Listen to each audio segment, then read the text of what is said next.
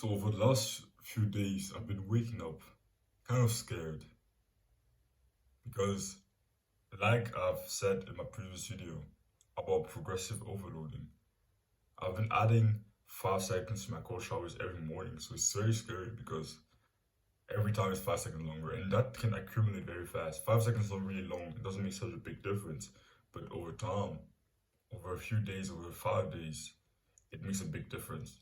So I've been waking up scared of my cold showers again because there's been some time for the last few weeks, few months. I haven't really been scared of cold showers because I didn't really put a timer. I just went in, went out. Like I didn't really stay out in there for long, or didn't really track how long I stayed there for. But recently I've been tracking it and adding a timer and trying to add 5 seconds every day. And yeah, it's not easy. It's difficult. I'm scared.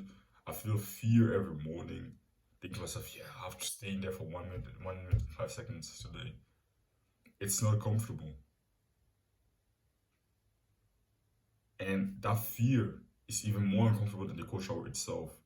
The fear, my brain makes it seem like such a hard, difficult task.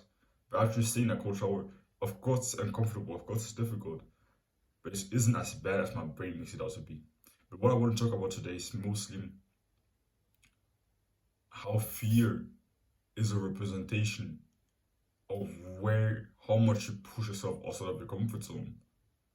If you never feel fear or intimidation towards the thing that you need to do throughout your day-to-day life, then you're probably not really close to your comfort zone. You're probably not really outside of it. But if you sometimes really feel fear, you feel discomfort, you feel threatened when confronted with the thing that you need to do, that's a good sign most of the time. Because that's important. That's important to confront that fear on a daily basis. Being scared, but doing what you need to do anyways. Not feeling like doing what you need to do, but doing it anyways. That's really, really, really important. And that's a skill I kind of lost for a long time because I used to also kind of time my cold showers. I timed my cold showers. I was added a timer, but then I stopped because it was scary every morning to know I need to reach a certain time every day, every morning. It was scary, so I stopped doing it, and I stayed inside my comfort zone when it came to cold showers. I just stayed long enough for it to not feel too difficult. I just stayed long enough in there for it to not seem too scary for me next time. And that's not the way a man goes about doing things. That's not the way, in my opinion, a man should go about doing things.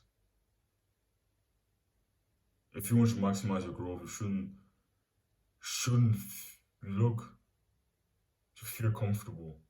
You shouldn't avoid fear because, like the word experiment says, fear is the best representation of a man's edge. So you being kind of scared of something, feeling kind of threatened, feeling like it's a real confrontation for you to do that thing, probably means you're outside of your comfort zone, and that's a good thing. You should be outside of your comfort zone if you want to grow, because that's where the real growth comes from. Staying outside of your comfort zone. Of course, it's difficult. Of course, it's uncomfortable. But like I sometimes like to say, this is what hard feels like.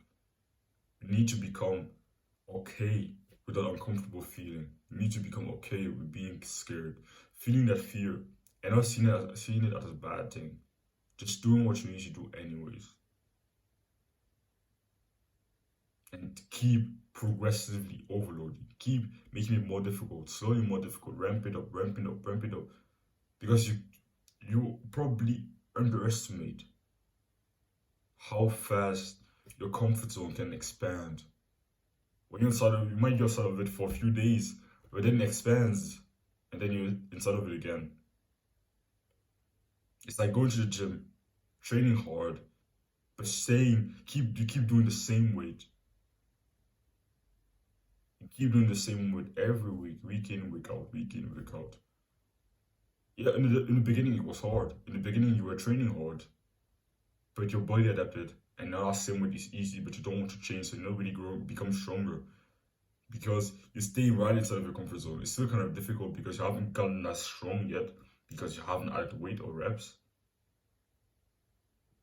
But it's also not really difficult enough to create a stimulus. So you're just like gray zone, not growing, wasting your time for no reason, just because you didn't want to put your foot outside of your comfort zone. You didn't want to leave that comfortable place. But it's important to do that. It's important. So don't let fear determine your actions. And actually, when you realize you're scared of something, take it as a sign to actually do it.